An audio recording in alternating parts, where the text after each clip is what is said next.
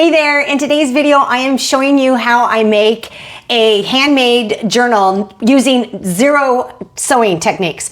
So all it takes is your paper, some glue, and maybe a little bit of fabric if you want to bind the edges. So I had a question about the journal because I had shown one in another video, not talked about it or anything, but Lisa had asked me, how did you make that? And so I thought I better do a video on it because it's so simple and it's so easy. And I actually got the idea from a video or a tutorial by Dina Wakely.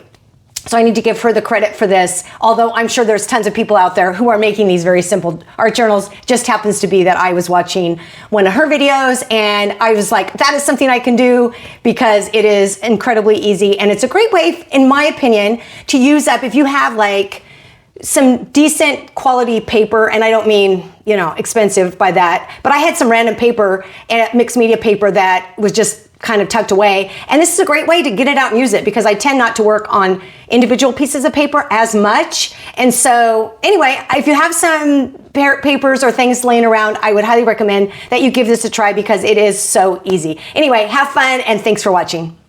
Here's the journal that I was talking about that I made. And it requires, no sewing, but I don't know if you can see this. The first pages are flat. These are flat. Well, maybe this one isn't. So the first round of pages are flat, but the rest, the other half, and hopefully you can kind of see that, they're crooked. And I couldn't flatten them. I put them under books. I put them under whatever I can.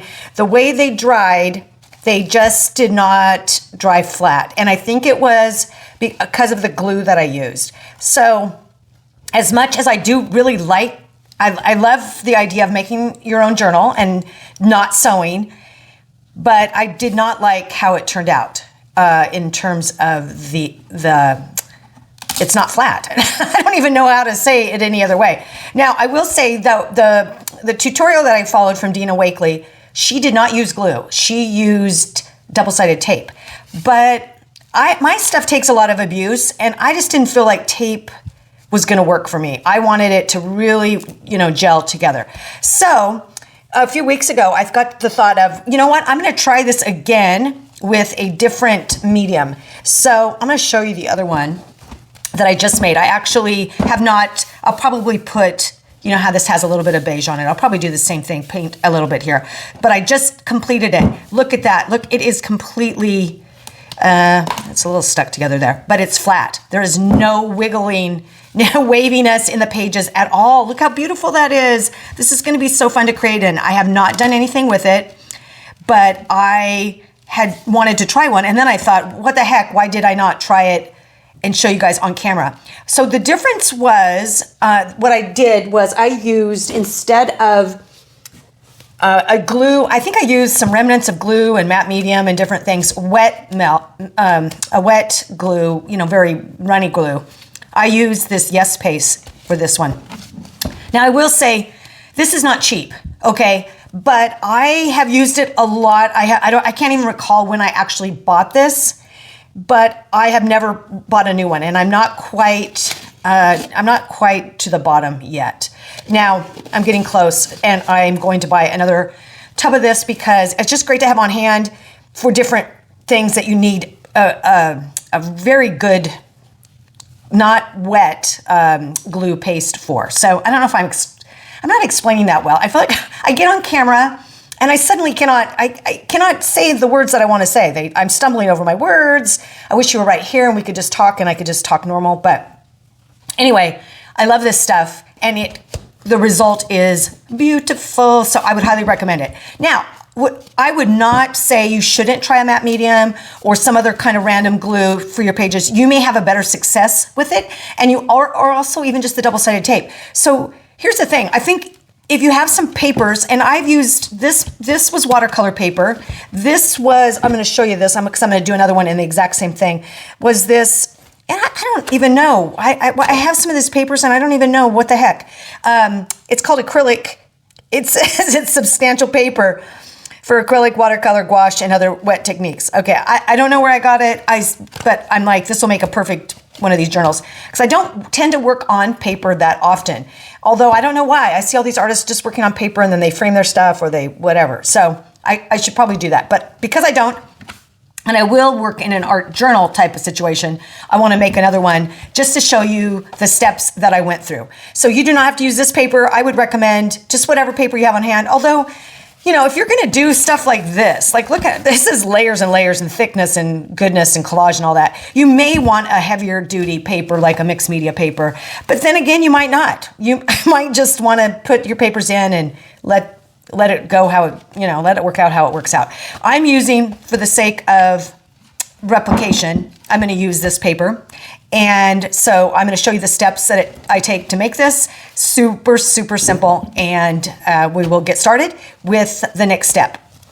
I've torn all the pages out of this book. I'm going to set that aside and just show you briefly what I would do now, which is just, I'm going to fold it in half, the paper. So, you know, whatever size you have. This is, I'm going to look at this now. This is a 9 by 12 and it is 110 pound. So it's not as heavy as some watercolor or other mixed media paper would be, but it's fine for this purpose. So I'm just going to fold it in half, take my bone folder and just get a nice crisp edge. If you don't have a bone folder, do not go out and buy one. You could literally use your finger. You could use, you know, a credit card. You could use your catalyst wedge. You know, there's a myriad of things that you can use besides a bone folder, even though that's what it's designed for. So I'm going to do that to every single one of these pieces of paper. I'm going to fold them in half. It's as simple as that. And then I'll show you what we're going to do next. My paper is all folded. I have about 20 sheets. I think you can do this with as few or as many. I decided to make this one a little thicker.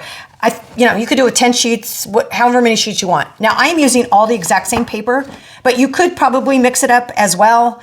I'm just wanting to show you for sake of demonstration using all the same paper and something that I've already done. So I know that we will have a successful result. But that being said, I think it's super fun to try different things. So I would highly recommend, if you're interested in this, is like, oh, I'm going to try, I have all these random leftover papers. I'm going to try to experiment and do this with it. So the next step is I have my Yes paste ready. I have a palette knife, which I'm going to spread it by. You can see that I don't even know how to describe it, but it's fabulous. So, okay, so I have these are folded in half. I'm gonna set them over here. Now, I got this brilliant idea, I didn't come up with it, but another artist I was following on YouTube, and I wish I could think of her name. She takes a catalog, and I get this restoration hardware one, and I can never throw it out because it's so beautiful.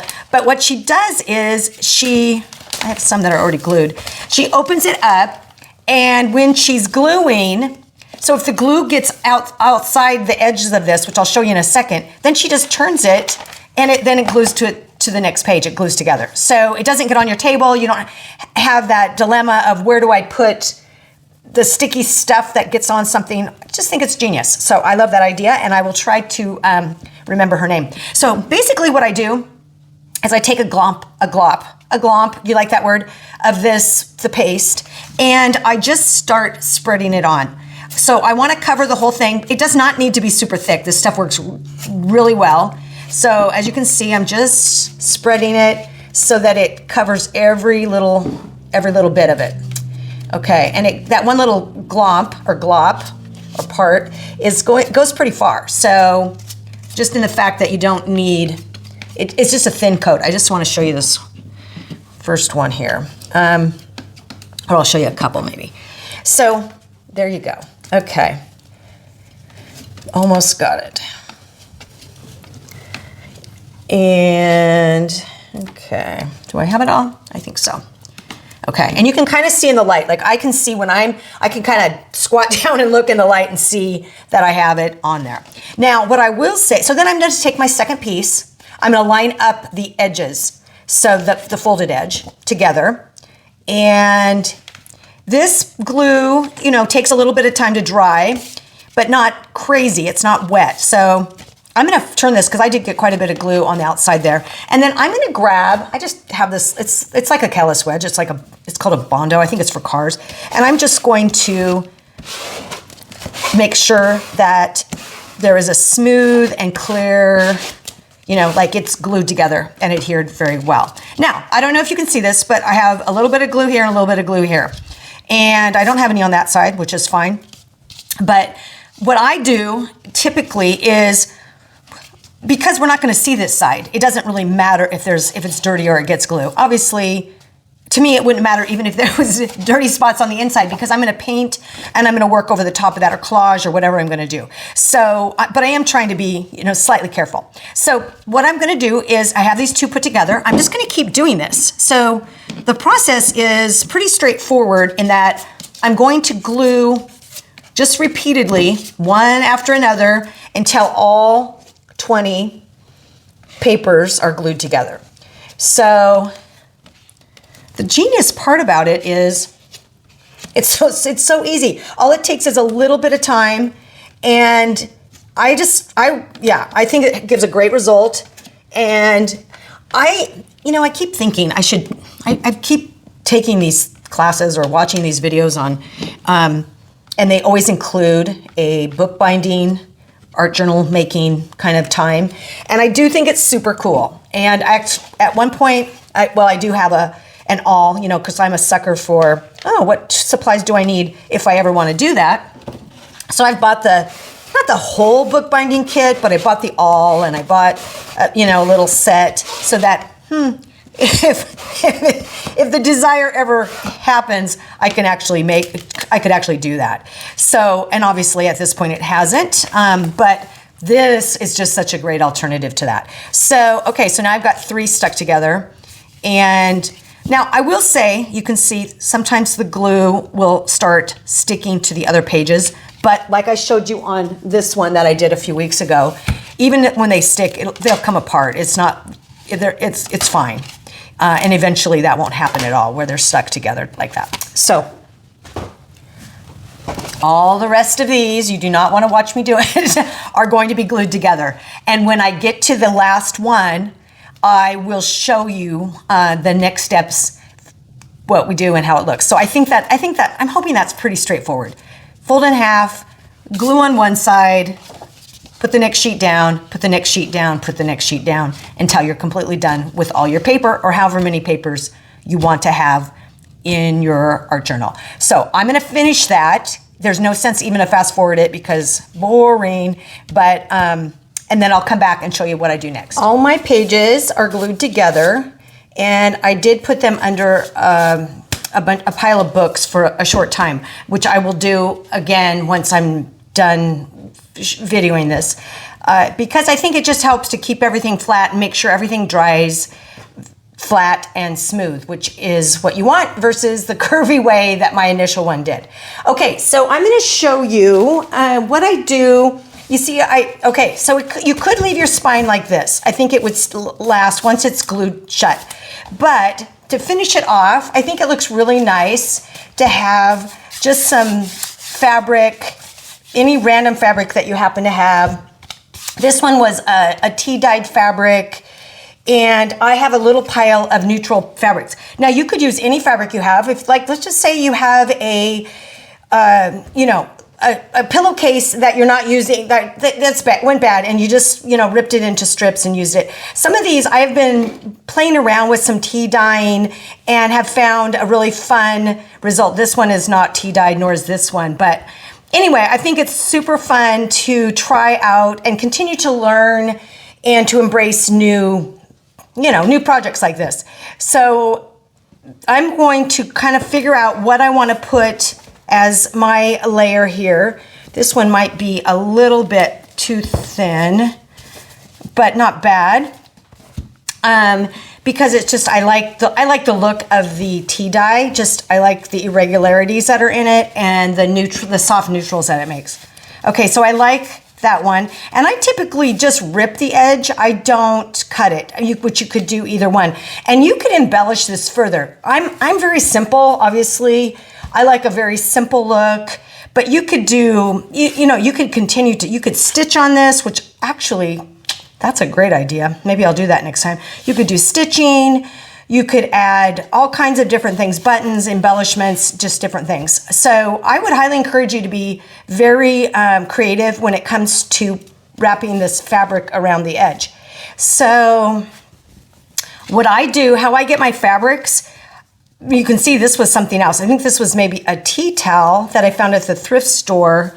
And then I just, tea dyed it because I wasn't going to use it. Oh, I kind of like that. That's a little more decorative than I normally would be. But doesn't that look cute? Oh my gosh, I love that. So I would have thought normally I would have gotten rid of this embroidery part. But okay, this is it, you guys. I didn't even think of that. I love this little edge, and then the back will just be, I'll just tear that piece. So, okay, look how cute that is. That fits just perfect there too. Normally I'd cut it, but obviously I've already ripped this fabric a little bit. So, okay. So anyway, go through your stash. If you don't have fabric, that's perfectly fine. I mean, I think you could probably use like burlap, or, I mean, that's obviously a form of fabric. You could probably use, I think there is like tape, bookbinding tape. I don't have all that. I'm not a bookbinder, but I think you could use, I'm going to set that aside. You could use any of those things, and you would probably end up with a similar result. I would just say, explore, try new things. It doesn't hurt. This one's obviously quite a bit thicker than this last one that I did.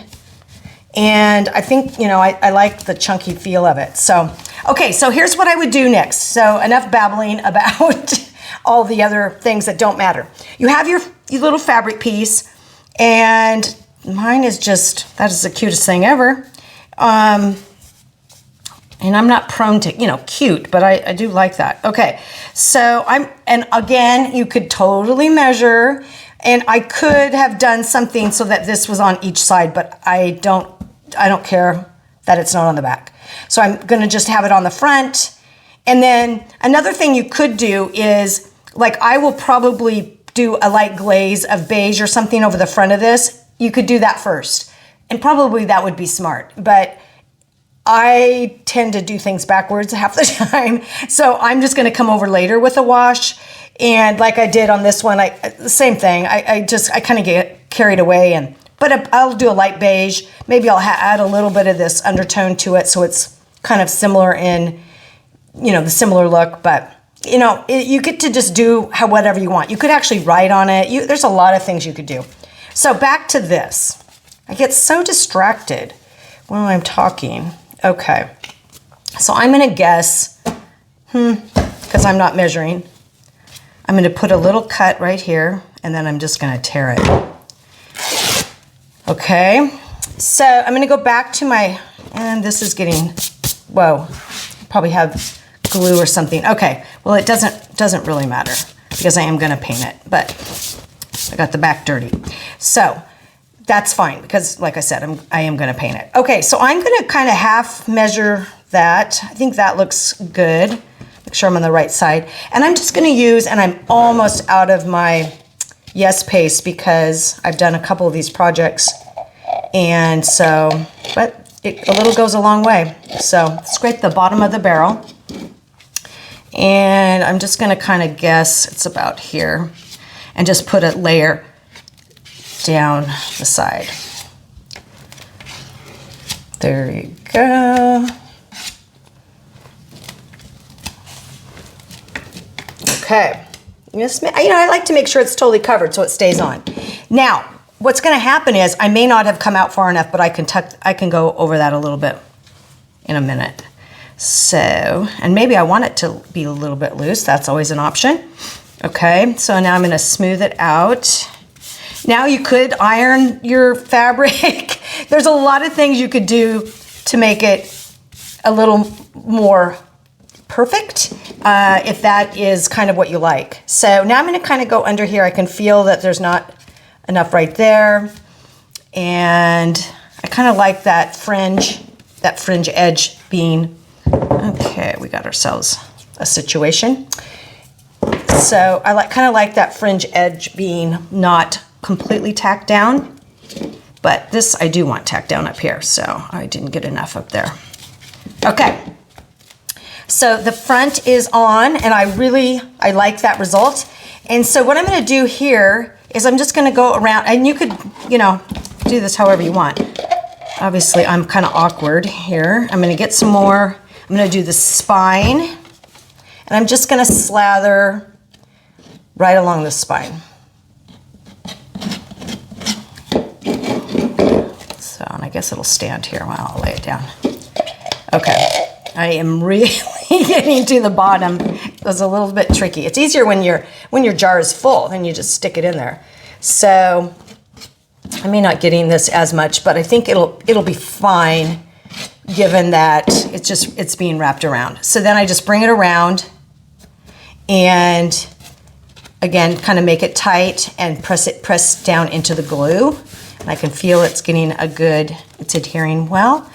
And then I am going to, I've got all these random things, which I don't mind. And then I'm just gonna do one more right here. Wow, sorry about all that crazy noise and scraping. Talk about scraping the bottom of the barrel. There you go. And you know me, guys, I like to use every last stitch. I don't stitch or bit or whatever. I don't like to waste any of it. So, okay, there we go. Okay, I'm gonna pull this over and smooth it out. And basically, I'm gonna check if any of this is pulling up. It is, so I'll probably run another one, use the last of this and just run a little bit down here.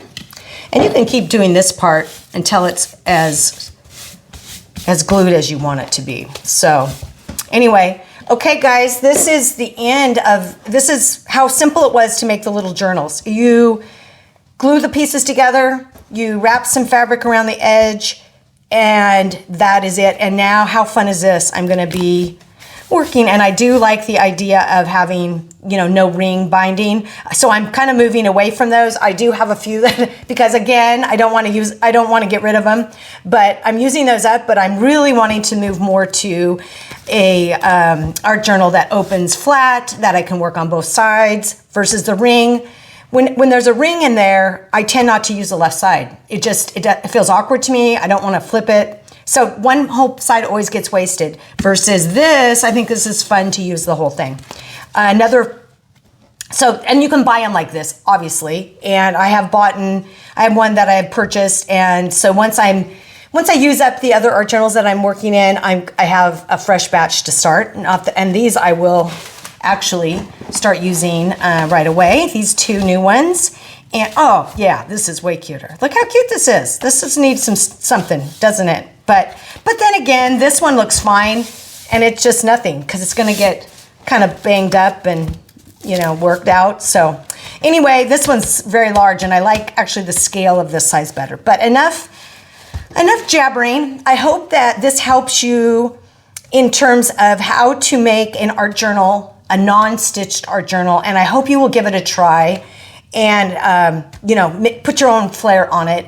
And anyway, thanks for watching, and I will see you next time.